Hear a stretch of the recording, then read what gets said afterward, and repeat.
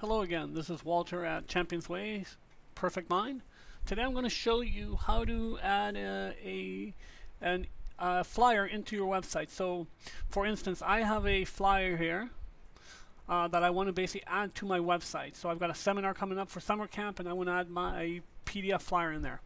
First thing you have to do is basically go into File and Save As Image. Now you might not have this functionality in your Adobe Reader, so if that's the case, you basically have to fully enlarge your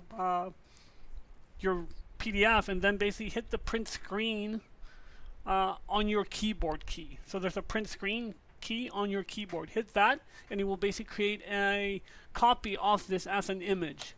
It's going to be probably in your downloads most likely, seeing that's where everything gets saved. When your computer saves anything to a clipboard, unless you've got it set elsewhere. But by default, it should go to downloads. If you've changed where your items are being saved, going to that, you should see a new image in there, which would be the actual screenshot of your flyer. So I'm going to basically go to File, Save As, Image, and I'm going to go ahead and retrieve my image. So as you can see, my image is right here. So there's two of them, of course. One of them is a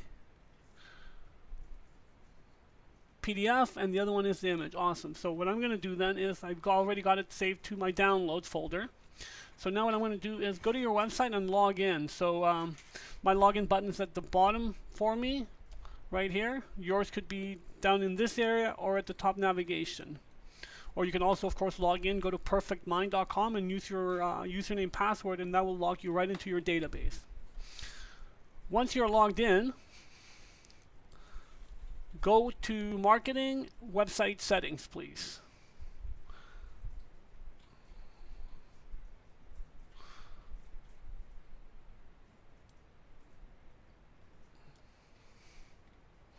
From here, I'm going to go into Seminars and click the edit button. So now as you can see, I've got my page title right here, and then below that I've got an embedded the online booking, so it allows people to book for a certain course online and link to it and pay for it. So this is what I'm talking about. So if I go to the book seminar page, here's my title that we were just showing, and here's my embed, which is my online widget that I created for my self-defense seminar. Alright, so if I go back to my editing page, you can see here it's the same. So what I'm going to do is I'm going to put my cursor at the end of the first sentence there, because I want to put my image right in between. So go ahead and hit your cursor and enter it. Now depending on how much space you want, you might want to have, you know, two spaces, and now basically with the cursor in place, go ahead and go to your image manager. So going to my image manager, click on it. Now you'll have a little pop-up window open. This is the actual image manager for your database. So all the images have to be uploaded into the image manager before you can add them to your website page. So don't grab them from, you know, a website or wherever you are and drag it into your page, because that is not the way to do it. It will work, but you will notice that it will actually end up breaking the page, just because of all the metadata from that image is going to be loaded into your HTML for that image on the page. So refrain from doing that. So now what I'm going to do is I'm going to go up and upload my image. I'm going to select it.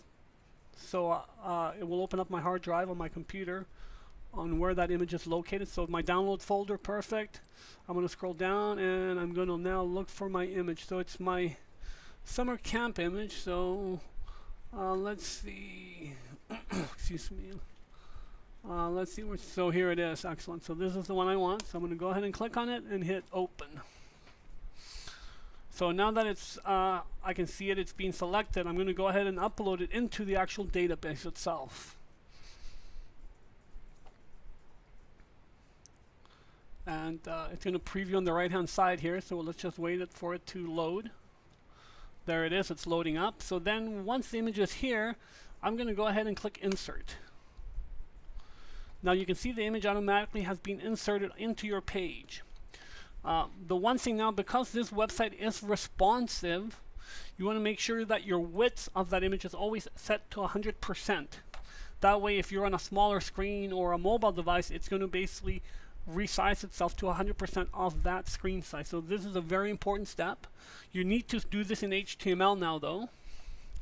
And look for your image. So images are always written out in this format. So IMG, and then there's the style equals, and then CRS equals, and here's the actual link for my image.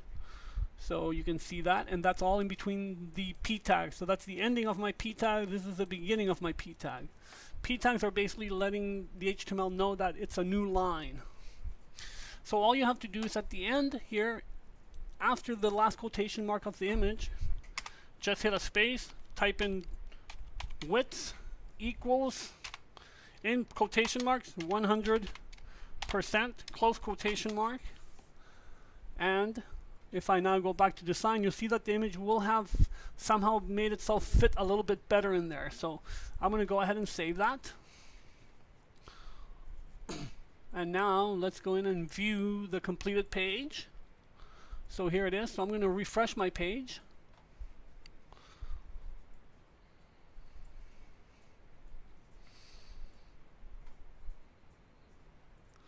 And now the new version is going to show up because I'm refreshing my page.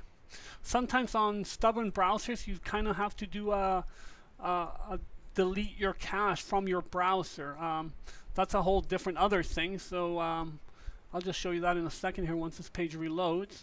Perfect. So you can see my page reloaded. So, but if you ever had to do a crash refresh to see the changes, just go into your browser settings, and from here you would go into the history.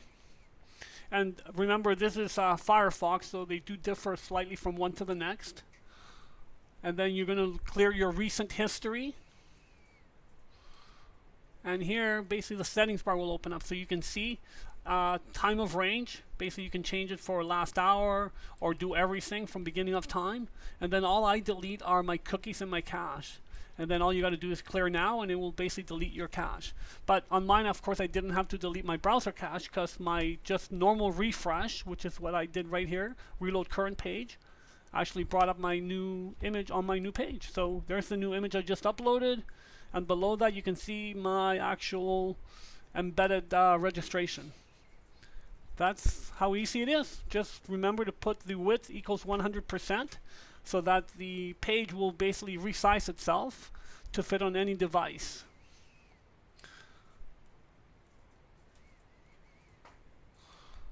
You have a great day, and I hope this was helpful for you.